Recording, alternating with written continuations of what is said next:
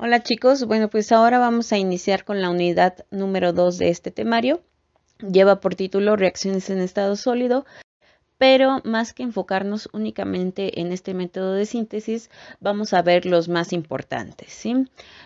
¿Por qué es importante conocer las diversas técnicas para la síntesis de materiales cerámicos o inclusive aleaciones o algunos polímeros? Bueno, pues porque a partir de estas técnicas de síntesis nosotros vamos a crear cierta presentación de nuestros materiales. Por ejemplo, hablábamos que había materiales cerámicos en monocristal y en policristales o en su forma de polvos. Inclusive hablábamos por ahí también que había técnicas de difracción de rayos X especializadas tanto para monocristales como para polvos, ¿no? Los monocristales, además de encontrarlos pues en las gemas, en las gemas preciosas, en las piedras preciosas, las encontramos para el uso, por ejemplo, de láseres, ¿no? Eh, Encontramos también en la gran mayoría de la corteza terrestre, bueno, pues a todos los materiales con esta forma de polvos. Otra presentación de materiales sería, por ejemplo, este tipo de laminitas que las hemos visto por ahí en las celdas solares, que ahora son muy comunes. Y bueno, en realidad esta laminita contiene una película delgada de algún material cerámico, ¿no? O alguna combinación de películas delgadas. Tenemos otro tipo de presentación para los materiales cerámicos muy común ahora, que son este tipo de nanopartículas, ¿no? También llamados puntos cuánticos. No sé si han escuchado la tecnología esta de puntos cuánticos para las televisiones 4K, para la 8K y para todas las nuevas tecnologías que se vienen. Bueno, pues precisamente un punto cuántico es esta particulita que en sus tres dimensiones está reducida a muy poquitos nanómetros, ¿no? Ahora, no con la misma técnica con la que yo obtengo monocristales, pues voy a obtener puntos cuánticos, ¿no? Necesito variar la técnica de síntesis. Hay otra presentación ahora muy de moda que es el aerogel, ¿sí? Los materiales los podemos encontrar en aerogeles. Y bueno, ¿qué es un aerogel? Imagínense que tienen una espuma de poliuretano. Nada más que aquí se dice que el aerogel es únicamente 3 veces la densidad del aire, ¿no? Hasta se puede ver la transparencia que hay aquí en las zonas en que la persona sostiene este material. Ventajas de este tipo de aerogeles, bueno, pues que tienes muy poquitísima cantidad de material, pero tienes una gran cantidad de superficie de contacto, ¿no? Por ejemplo, para cuestiones de catálisis, bueno, pues esto es muy importante, ¿no? Podríamos tener otro tipo de presentación de materiales que son este tipo de fibras. Imagínense una lámina de fibra de vidrios, este tipo de fibritas.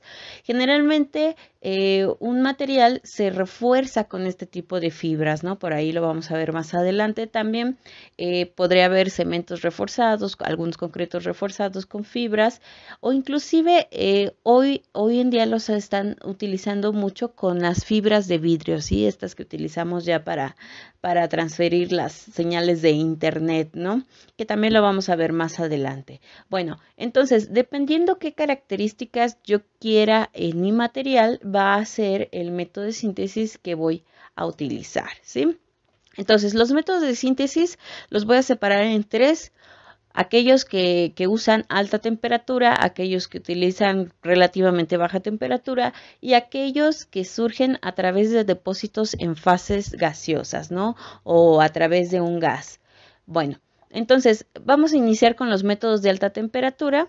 Y bueno, pues el nombre de esta unidad es precisamente reacciones en estado sólido. ¿Por qué? Bueno, pues porque es la reacción más común, más industrializada y pues de mayor antigüedad, ¿no? Inclusive también a este tipo de reacciones se les conoce como el método cerámico, ¿sí? Porque bueno, pues ya dijimos por ahí en una clase que este tipo de materiales tenía precisamente este proceso, ¿no? Tener que quemarlos.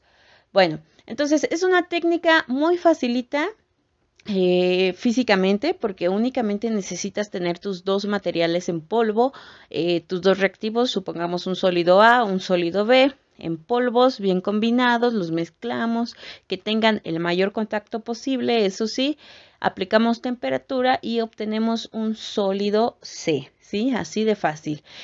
Bueno, relativamente fácil porque habrá que tener en cuenta la temperatura y el tiempo de la reacción. ¿Sí? Bueno, entonces imaginemos que queremos sintetizar esta espinela, que es el aluminato de magnesio, óxido de aluminio y magnesio, ¿sí? Entonces, ¿de qué componentes tendría yo que partir? Bueno, pues de los cationes, ¿no? De los óxidos de los cationes, óxido de magnesio y óxido de aluminio. Ahora, fíjense, cuando nosotros mezclamos estos dos componentes, nosotros tenemos que elevar la temperatura hasta 1500 grados centígrados, es decir, que bueno, es un desgaste energético, un consumo energético pues bastante considerable, ¿no? Hay gente que dice que es una técnica un poco verde porque pues no se utilizan solventes, sí, efectivamente no utilizamos solventes, pero sí la cantidad de energía para ciertas reacciones es bastante alta, ¿sí? Para lograr esas temperaturas hay mucho consumo de energía. Bueno, y entonces, por lo mismo de que generalmente las reacciones son mayores a 1000 grados centígrados, pues casi todos los materiales se nos van a oxidar, ¿no? Entonces, esta es una técnica muy utilizada para obtener óxidos de metales, ¿sí? Óxidos de metales. Bueno, y por lo mismo, bueno, pues también partimos de los óxidos de sus precursores, ¿sí? Bueno, entonces dijimos que se tienen que mezclar los componentes en polvo, ¿sí? Imagínense que aquí está mi sólido A, mi sólido B, ya sé que voy a sintetizar óxido de aluminio y magnesio. Y bueno, supongamos que aquí podemos ver la estructura atómica, ¿no? Los oxígenos son estas bolitas en negro, los aluminios son estas en amarillo y los de magnesio son, los átomos de magnesio serían estos en azul, ¿sí? Entonces yo aquí tengo un sólido frente a un sólido. Lo que yo voy a hacer es que, bueno, pues que los dos entren en contacto, ¿sí? Ahora, al entrar en contacto se crea esta zona precisamente donde ambas fases están tocándose, ¿sí? Y al momento de aplicar yo la temperatura, entonces estos átomos van a comenzar a vibrar de tal manera, bueno, pues que se van a querer fugar de sus posiciones y van a venir a reemplazar, por ejemplo, esta posición de aluminio. ¿Sí? Entonces, ahora, una vez que se aplica temperatura a esta zona de contacto, le vamos a llamar zona de difusión, ¿sí? ¿Qué va a pasar aquí? Bueno, pues que estos átomos van a comenzar a migrar por acá, por ejemplo. Este a su vez podría migrar para acá o este podría pasar para acá y así, ¿no? Darse la combinación de átomos en esta zona. Bueno, entonces al pasar cierto tiempo de reacción, no sé, imaginemos que ya pasó una hora de reacción, entonces esta zona de difusión va a ser mucho más grande. De tal manera, bueno, pues que aquí en el centro, precisamente lo que yo estoy observando es la formación de este compuesto que era el de mi interés, ¿no? Bueno, ¿qué hay que tener en cuenta con esta difusión de iones? Bueno, pues uno, el tamaño de partícula, dos, los huecos en la red cristalina, tres, si hay espacios intersticiales en las estructuras cristalinas, si estas estructuras cristalinas son similares y qué tipo de reactivos voy a utilizar, ¿no? Veremos cómo afecta el tamaño de partícula. Imaginemos que tenemos estas dos partículas de óxido de magnesio y óxido de aluminio. Más bien son como aglomerados, ¿no? Como estas piedrotas que a veces salen en la arcilla o inclusive aquellos que nos gusta cocinar. Vemos por ahí cuando hacemos alguna receta que tenemos nosotros que cernir la harina precisamente para evitar este tipo de acumulados, ¿no? Si yo tuviera estas dos partículas con este tamaño tan grande, al momento de juntarlas yo únicamente tendría contacto aquí en esta zona. Entonces, al momento de aumentar la temperatura, aquí se daría la difusión de iones y aquí se estaría creando este material que es el que me interesa. Pero debido a que la partícula es muy grande, entonces la difusión de un ion de magnesio no va a lograr llegar hasta acá. ¿Sí? Porque tendría que pasar muchísima cantidad de óxido de aluminio. Si llegara a suceder, pues probablemente esta zona estaría rica en aluminio, ¿sí?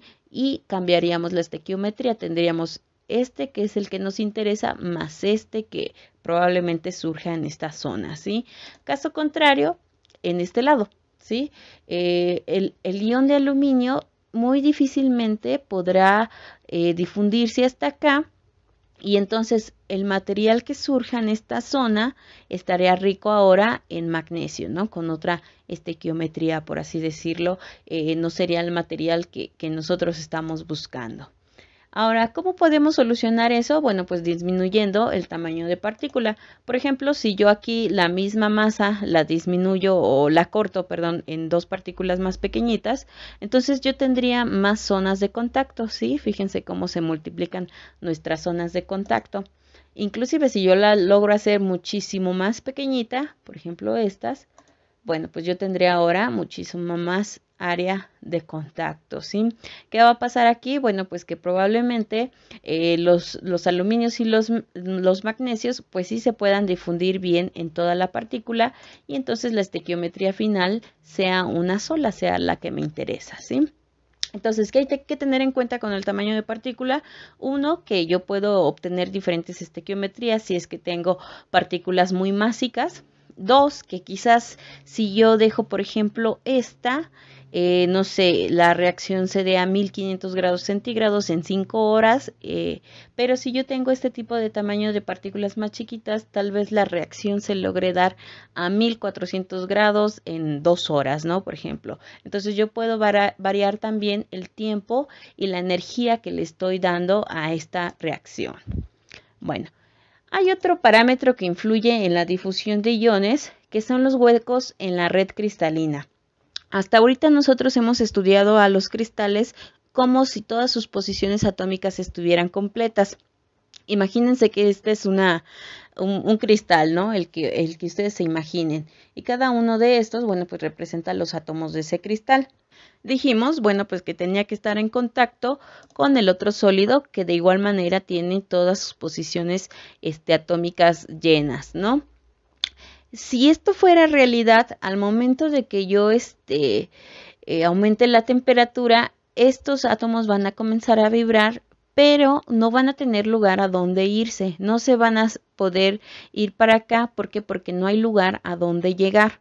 Entonces, ¿qué pasa con este tipo de estructuras? Bueno, pues la realidad es que los cristales siempre van a tener defectos cristalinos intrínsecos, ¿sí? Por ahí algunas vacancias. Y gracias a que estos cristales tienen esos defectos, es que se puede dar la reacción, ¿sí?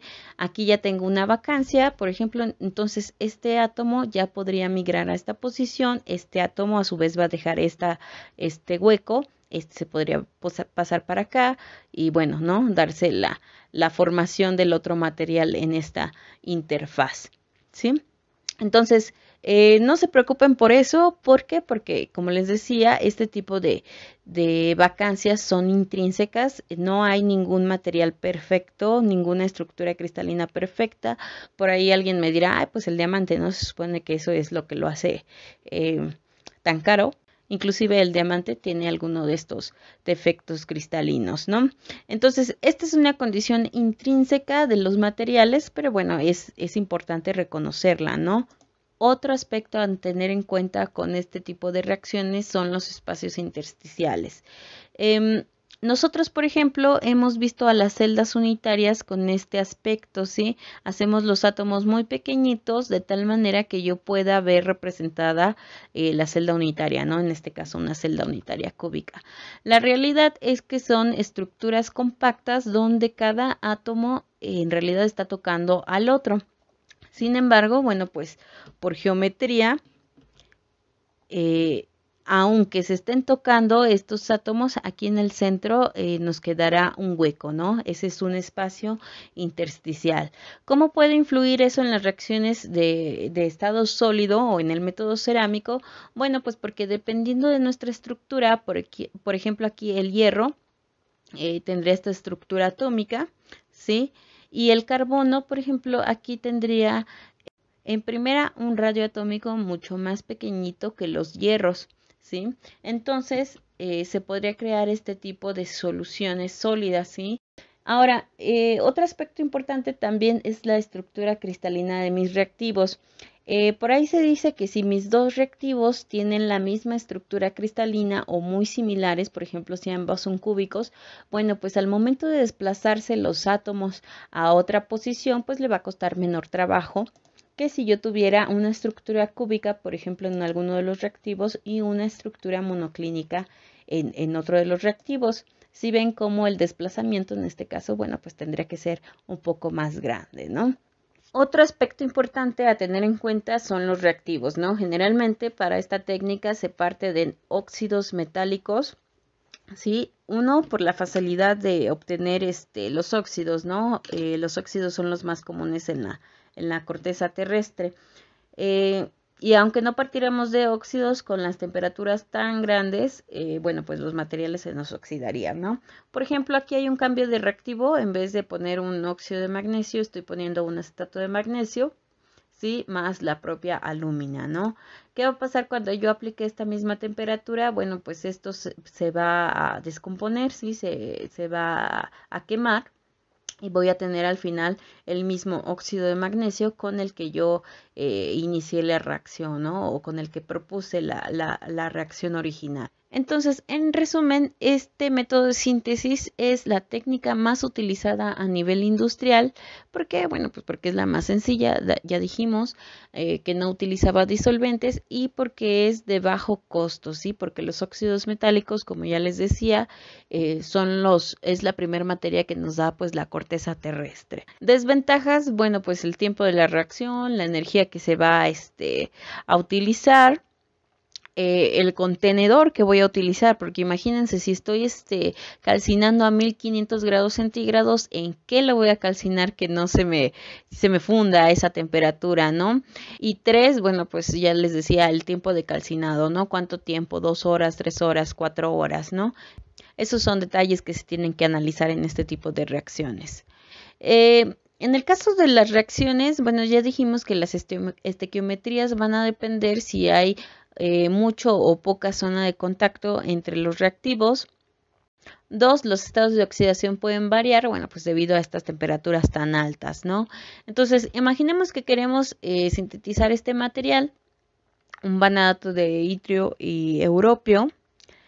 Y entonces, si nosotros sacamos los números de los estados de oxidación de estos cationes, el itrio está con 3, el vanadio está con 5 y el europio estaría con 2, ¿no? Un número de oxidación de 2. Entonces, para yo sintetizar este material, debería de qué partir de qué. Bueno, pues como ya les dije, de los óxidos de los cationes, ¿no? Entonces, yo propongo que sea el óxido de itrio, el óxido de vanadio y el óxido de europio, ¿no? Sería este. Pero resulta ser que en esta reacción el es muy fácil que se me oxide, ¿no? Por ahí va a cambiar del estado de valencia 2 a 3. Entonces se me va a formar este óxido de europio que tengo aquí. Bueno, ¿y cómo puedo evitar que suceda esto? Pues quizás utilizando algún tipo de atmósfera inerte, ¿no? Entonces hay que tener en cuenta la reacción que vamos a hacer, los estados de oxidación. En cuestiones del contenedor decíamos, bueno, que por ejemplo para esta reacción que estamos analizando, bueno, pues se necesitan 1500 grados centígrados para formar esta espinela. Entonces, ¿con qué crisol voy a mantener estos 1500 grados centígrados, ¿no? Ese sería el problema. Entonces, el crisol o el recipiente donde yo haga mi reacción, bueno, pues tiene que ser un material refractario, ¿no? Vamos a ver casi al final del curso que es un material refractario con más detalle, pero pues es un material resistente a altas temperaturas y presiones y a los ataques químicos, ¿no? Es decir, que este crisol no se me vaya a contaminar y que a su vez pueda hacer diversas reacciones en ese mismo crisol, ¿no? Entonces, tenemos diferentes tipos de crisoles. Nosotros en los laboratorios, bueno, pues hemos utilizado quizás hasta ahorita los más comunes, los que son de porcelana. Y no sé si han visto que en algunas prácticas decías, híjole, ya se me contaminó o quedan todos manchados y luego para volverlos a tener blanquitos es un problema, ¿no? Muy grande. Bueno, pero además de estos que ustedes conocen, el de porcelana, pues existe todo este tipo de crisoles, ¿no? Cada una con este tipo con su temperatura máxima de funcionamiento. Por ejemplo, el que conocemos, el de porcelana, aguanta máximo 1100 grados centígrados, ¿no? Y si yo lo pongo a 1100 grados centígrados, ya por ahí se nos comienza a fracturar este crisol. Entonces, este es un crisol de oro. Vean que nos aguanta poquito más de 1000 grados centígrados. Este es un crisol de níquel. Este es uno de platino. En el laboratorio también tenemos crisoles de platino y de alúmina. Y bueno, esta sería la realidad del crisol de platino, porque bueno, pues como son materiales puros, los metales puros son muy maleables, ¿no? Entonces en realidad 1 o 2 reacciones ya lo tenemos así todo arrugado. Y por último, tenemos que tener en cuenta el calcinado, ¿sí? Es decir, cuánto tiempo voy a tener la reacción en mi horno, y 2, qué temperatura voy a utilizar, ¿no? Por ejemplo, por ahí decíamos 1500 grados centígrados, pero tal vez se puedan utilizar 1550, 1600. ¿Cómo voy a saber determinar estos dos parámetros? Bueno, pues con difracción de rayos X, ¿no? Ahora ven aquí, en esta gráfica es uno de los materiales que hemos hecho en el laboratorio, un óxido de itrio y estroncio. Y bueno, aquí están las temperaturas que habíamos manejado en ese entonces, ¿no? 800 grados centígrados, 900 y 1000 grados centígrados. Fíjense cómo a 800 grados centígrados el patrón de difracción es completamente diferente a estos dos de arriba. ¿Qué quiere decir? Bueno, pues que si yo le ponía 800 grados centígrados a mi reacción, iba a obtener otro material del que yo estaba interesada, ¿sí? En este caso, si no mal recuerdo, este patrón era únicamente del óxido de itrio, ¿no? Ahora, ya estos dos patrones de acá ya corresponden al material que estaba buscando, el óxido de itrio y estroncio. Pero fíjense cómo, dependiendo de la temperatura, 900 grados centígrados yo tenía 70 nanómetros de partícula, y a 1000 grados centígrados yo tenía 150 nanómetros de tamaño de partícula, ¿no? Entonces, puede ser que yo llegue a una temperatura 900 grados centígrados, ya tenga el material que estoy buscando, pero probablemente no tenga el tamaño de partícula que estoy buscando, ¿no? O caso contrario, que yo tenga 1000 grados centígrados, ya tenga el material que estoy buscando, pero ya me haya pasado del tamaño de partícula que estoy buscando, ¿no? Precisamente la nanotecnología define a estos materiales en un intervalo entre 1 y 100 nanómetros, ¿no? Este material caía en esta área de nanotecnología, pero a este ya no se le podía llamar nanomaterial, ¿no? Entonces, el tiempo y la temperatura también nos van a afectar el tamaño de cristalito de nuestras partículas, ¿no? A su vez, hay otro proceso que se llama sinterización. Muchas veces se confunde con el método en estado sólido. Únicamente se trata de aplicar tratamientos térmicos a un material, ¿sí? Con el único fin de mejorar las propiedades mecánicas. Esto quiere decir, bueno, pues que podemos aumentar el tamaño de partícula, puede aumentar la densidad, pero la diferencia con reacción en estado sólido es que no hay cambio de fase cristalina, no hay síntesis de ningún material, ¿no? Solamente es un tratamiento de calcinado. Entonces, por ejemplo, volvamos a la misma gráfica anterior. Dijimos que aquí no había reacción. Bueno, aquí era todavía óxido de itrio. Aquí ya tenía mi material que yo estaba buscando. Entonces, de aquí a aquí había una reacción en estado sólido, ¿no? Pero de aquí a aquí, vean cómo es el mismo material, lo único que cambió fue el tamaño de cristalito. Entonces, de aquí a aquí fue una sinterización, ¿sí? No sé si se entendió. Reacción en estado sólido, obtener un nuevo material, ¿sí? O una nueva fase cristalina. Sinterización, simplemente aumentar el tamaño del cristalito o aumentar la densidad de nuestro material, ¿no? Si aquí era un material poroso, quizás aquí ya no sea un material poroso, ya sea un cerámico un poquito más denso, es decir, con estos poros pues más pequeños, ¿sí? Y por ejemplo, aquí hay algunas micrografías que podemos observar con la sinterización. En el primer caso, se tratan de nanopartículas de plata. Vean cómo se ponen a cierta temperatura, 5 minutos, 20 minutos, 40 minutos, 60 minutos, y vean cómo el tamaño de cristalito va aumentando, el tamaño de partícula va aumentando, ¿sí? De tal manera, bueno, pues que aquí parecen ser muy chiquitas y aquí ya son pues más grandes, ¿no? De igual manera aquí, vean cómo se logra ver la diferencia de tamaños, ¿sí? En este caso lo que variaron fue la temperatura, vean, 1100 grados, 1300, 1400, 1500 grados centígrados, ¿no? Entonces la sinterización la puedo lograr ya sea aumentando el tiempo de calcinado o aumentando la temperatura, pero sin cambiar de fase, ¿sí? Este es el mismo material. Otro método de síntesis de materiales de alta temperatura es la síntesis por combustión. En este método nosotros vamos a tomar en cuenta reacciones que sean exotérmicas y cuyo calor liberado nos propicie la formación de un nuevo material, ¿sí? Por ejemplo, una de las reacciones que ustedes me imagino han visto en cursos anteriores es la síntesis de la termita. En este caso, se utiliza, se trata de una reacción de óxido-reducción y se utiliza el óxido de hierro y el aluminio para crear precisamente hierro.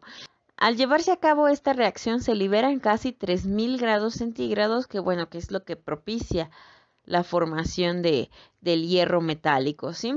Una de las ocasiones cuando llevamos a cabo esta reacción es para la reparación de las vías férreas. Y pues vean cómo montan un molde precisamente en esta separación entre vías, ¿no? En este caso aquí van a utilizar este reactor, se coloca el aluminio particulado, el óxido de hierro. Y este reactor se coloca a su vez sobre el molde que se colocó en la apertura de las dos vías, ¿sí? La reacción se inicia únicamente con una chispa, ¿sí? Se cierra y dentro del reactor se va a liberar esta cantidad de energía, ¿sí? Estos 3000 grados centígrados.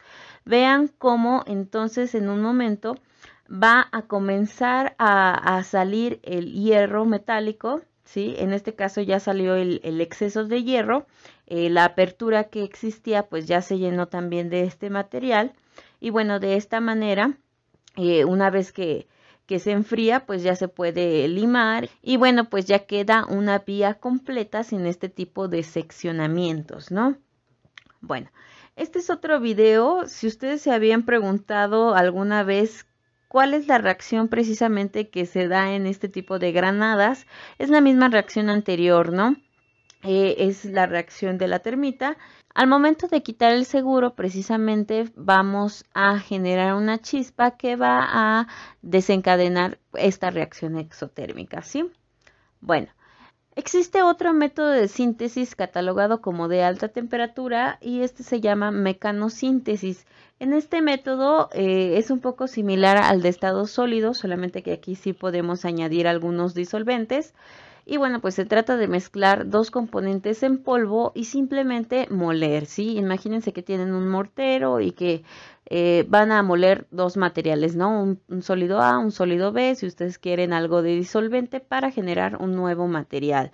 Ahora, ¿cómo se activa la reacción? Pues que en cada molienda que nosotros le demos, en realidad lo que vamos a estar ejerciendo es presión y se va a generar con el tiempo cierta cantidad de calentamiento, ¿no? Cierta energía térmica.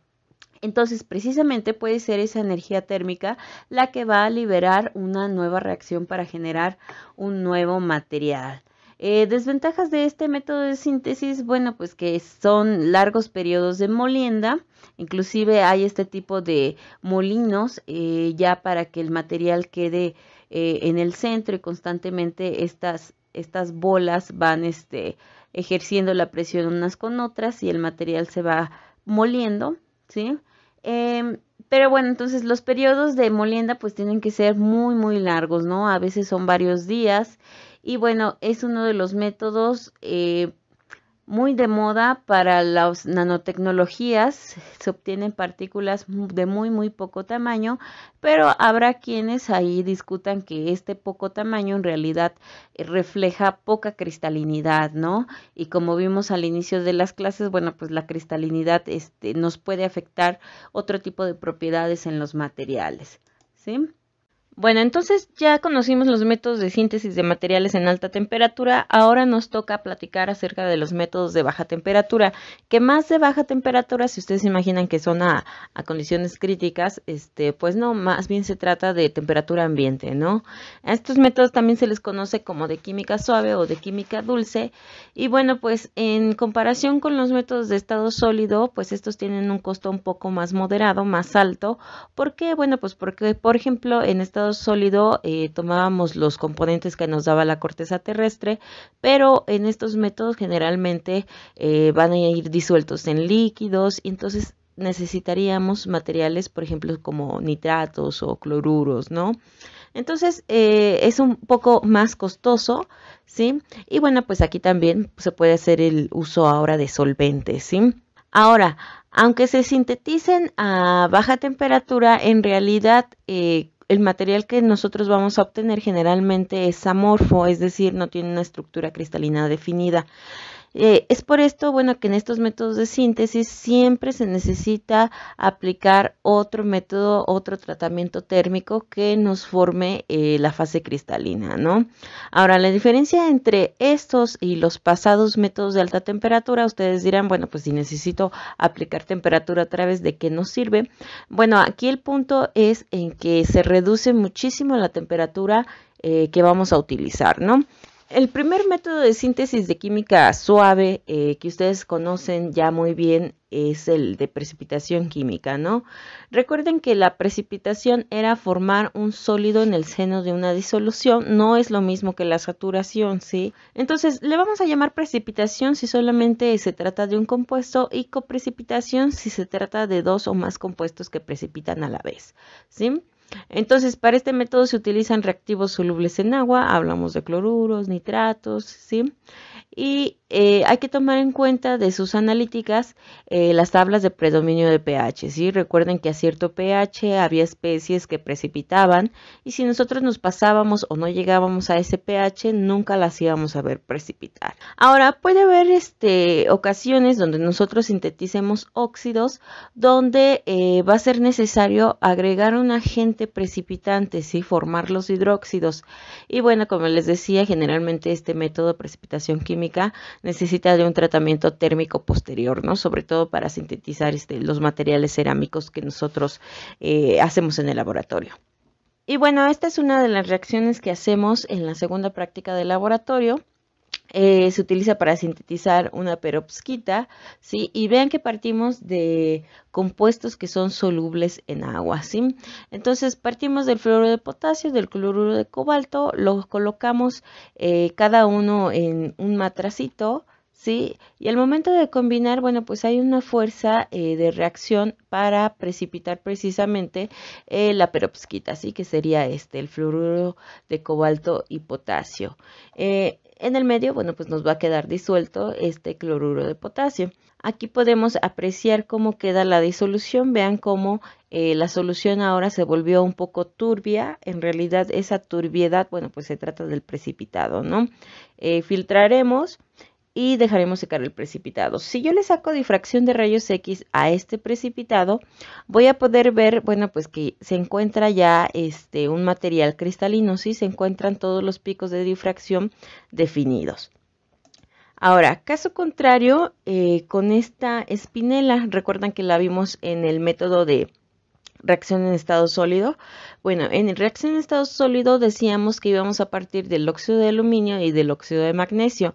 Ahora en coprecipitación química, porque van a ser dos sustancias las que nos precipiten, vamos a partir de reactivos solubles en agua, ¿sí? En este caso, bueno, yo escogí cloruros, cloruro de magnesio, cloruro de aluminio. Si yo los disuelvo en agua, y los combino, no va a pasar nada, simplemente vamos a tener nuestras especies disociadas, el magnesio, el aluminio, los cloruros, pero no hay una fuerza de reacción para la formación de este precipitado, ¿no? Entonces, ¿qué pasa? Bueno, pues yo necesitaría agregar un agente precipitante que sería una base de tal manera que ahora yo forme dos precipitados. Fíjense ahora que son los hidróxidos de magnesio y el hidróxido de aluminio, ¿sí? También aquí tenemos que tener mucho cuidado con el pH. Bueno, entonces al momento de agregar la base, la solución se va a formar turbia, se van a empezar a crear este tipo de precipitados blancos, que son estos dos. Ahora, si yo a ese precipitado blanco le sacara difracción de rayos X, lo dejara secar y le sacara difracción de rayos X, bueno, pues simplemente vería este tipo de patrones, y esto significa, bueno, que al no tener picos definidos, pues no se trata de un material cristalino, ¿no? Es un material amorfo. Entonces, ¿qué necesito hacer con estos dos precipitados, estas dos sustancias? Bueno, pues calcinarla. Ahora, fíjense cómo bajo la temperatura. ¿Se acuerdan que en estado sólido para sintetizar este material eran 1500 grados centígrados? Bueno, pues ahora simplemente necesito 600 grados centígrados para formarlos. Y lo meto aquí a una mufla. Ahora, una vez que ya salga el material de estar dentro de la mufla, bueno, pues entonces ya saco difracción de rayos X y ya voy a poder observar estos picos que recuerden que indicaban que los materiales eran cristalinos. Ya podría hacer el cálculo del tamaño de partícula y bueno, pues ver las propiedades estructurales de este material, ¿sí? Hay otro método bastante utilizado, que es el método de Sol-Gel. En comparación con el método de precipitación, bueno, pues este tiene un costo pues mayor, ¿no? Es de costo alto. ¿Por qué? Bueno, pues porque utilizamos alcóxidos, acetatos, compuestos organometálicos, sí, que esos son un poco más difíciles de obtener. El método de Sol-Gel consta de una reacción de hidrólisis y dos reacciones de polimerización, que las vamos a ver a continuación. Y bueno, este método es muy utilizado debido a que con este podemos obtener diferentes tipos de presentaciones de materiales, ¿sí? Por ejemplo, yo tengo aquí mi solución, le agrego un poquito de agua, se comienza a hacer la hidrólisis y a su vez, si yo dejo un tiempo, bueno, pues se comienzan a hacer las reacciones de polimerización, ¿no? Se crea un gel. Ahora, si a este gel yo le extraigo los solventes a condiciones críticas, voy a formar un aerogel. Si yo simplemente dejo, bueno, pues que precipite, puedo formar nanopartículas de tamaño muy uniforme. ¿Sí?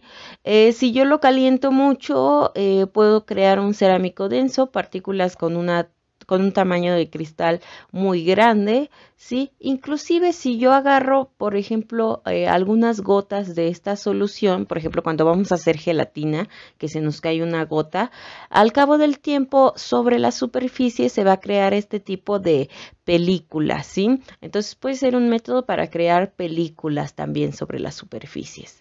Bueno, entonces estas son las reacciones que se llevan a cabo en el método de Sol-Gel. Dijimos que la primera de ellas iba a ser la hidrólisis. Vean cómo yo parto de un alcóxido de algún metal de interés, ¿sí? Esta cadena OR y mi metal que yo quisiera.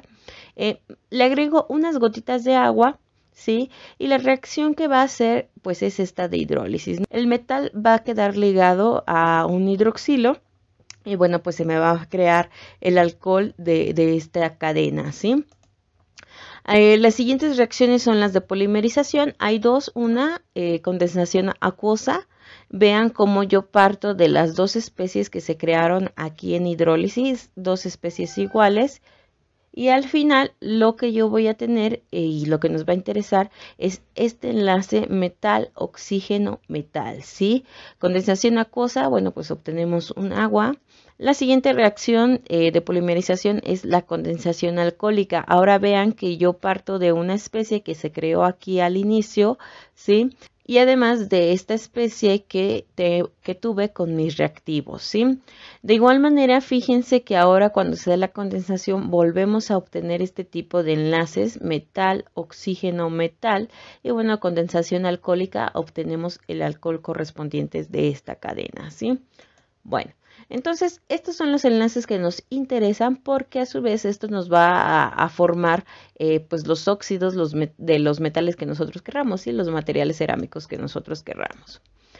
Por ejemplo, sigamos con este material, queremos sintetizar la misma espinela, el aluminato de magnesio, por el método de Sol-Gel, ¿sí? Dijimos que íbamos a partir de reactivos preferentemente de alcóxidos, entonces yo aquí escogí el metóxido de magnesio y el butóxido de aluminio, ¿sí? Primero vamos con el primer reactivo. ¿Qué pasaría con él? Bueno, pues al agregar agua se formaría la hidrólisis. Vemos cómo se forma este enlace oxígeno, metal, oxígeno, ¿sí? En las reacciones de polimerización en condensación acuosa tenemos este enlace que es el que nos interesa, resultante además el agua de la condensación. Y en la condensación alcohólica, bueno, pues igual esta especie primera con esta de mis reactivos me va a generar este nuevo enlace, ¿sí? Metal, oxígeno, metal, ¿sí? Más su respectivo alcohol. Ahora, esto es solamente con el primer reactivo. Y bueno, ahora vamos con el siguiente reactivo, ¿no? De igual manera se forma una reacción de hidrólisis donde vemos cómo, bueno, aquí el metal está ligado a los hidroxilos. Se lleva a cabo las reacciones de polimerización, condensación acuosa por un lado, ¿sí? Con dos especies formadas en la primera reacción, vemos que se obtiene este enlace aluminio, oxígeno, aluminio, con sus aguas respectivas, ¿sí? Y por otro lado la condensación alcohólica con esta especie del inicio y otra de los reactivos, generamos este enlace aluminio, oxígeno, aluminio, ¿no? Que son los que nos interesan, y los posteriores alcoholes respectivos. Ahora, en realidad lo que yo tengo son los dos reactivos mezclados, y bueno, pues al momento de llevarse las reacciones de hidrólisis y de condensación, yo tendría en realidad este tipo de enlaces, ¿no? Aluminio, oxígeno, magnesio, oxígeno, aluminio, ¿sí? Combinando ambos metales. Si yo le sacara, de igual manera les digo, dejo que se forme el gel y le saco difracción de rayos X, dejo que se seque, pues vería un patrón de este tipo donde no tengo picos de difracción, es decir, que el material iba a ser amorfo. Entonces, de igual manera, tengo yo que calcinarlo y crear el óxido de estos metales, ¿sí? Entonces, fíjense cómo ahora la cantidad de energía, de temperatura necesaria para llegar a este material, pues es ahora mucho más pequeña. Si yo le sacara difracción de rayos X, bueno, pues entonces ya vería que sí tengo picos que demuestran la cristalinidad, y de hecho, como fue muy poca temperatura, fíjense cómo los picos son un poquito más anchos que en los difractogramas anteriores, ¿sí? Esto quería decir, recuerden que el tamaño de partícula iba a ser mucho más pequeñito, ¿sí? ¿Por qué? Bueno, pues porque es poca temperatura, ¿sí? Entonces, hay que comparar los tres métodos de síntesis para obtener esta espinela. Dijimos que en el método cerámico íbamos a partir de los óxidos, ¿sí? El óxido de magnesio, de aluminio, teníamos que calentar a 1500 grados centígrados y obtener nuestro material de interés. En coprecipitación química dijimos, bueno, pues que íbamos a partir de los cloruros, reactivos que fueran solubles en agua, ¿sí? Íbamos a tener que agregar un agente precipitante para precipitar los hidróxidos, ¿sí? Pero además de esto tendríamos que hacer un tratamiento térmico para finalmente obtener el material que estábamos buscando, ¿sí? Y finalmente, por el método de Sol-Gel, vean ahora la comparación. Yo parto de reactivos más elaborados, alcóxidos de magnesio y un alcóxido de aluminio. Agrego agua, se me da la reacción de hidrólisis, de polimerización, ¿sí? Y únicamente tengo que calcinar a 250 grados centígrados para obtener este material. Ahora vean cómo en el método cerámico, para obtener este material, yo necesitaría tener un horno que alcance esta temperatura, ¿sí? Que es a veces difícil de lograr, ¿sí? Difícil de conseguir este tipo de hornos, además de su costo tan elevado. En coprecipitación química, bueno, pues necesitaría un horno de una temperatura menor. Generalmente un horno convencional nos está alcanzando esta temperatura, pero fíjense ustedes que utilizando el método de Sol-Gel, probablemente esta temperatura simplemente la pueda alcanzar con alguna estufa, alguna parrilla, ¿sí? Entonces, esa es la diferencia entre los métodos de síntesis, ¿sí? Cómo se altera la temperatura de síntesis con la que yo obtengo mis óxidos. Y bueno, finalmente haremos este ejercicio de síntesis de materiales.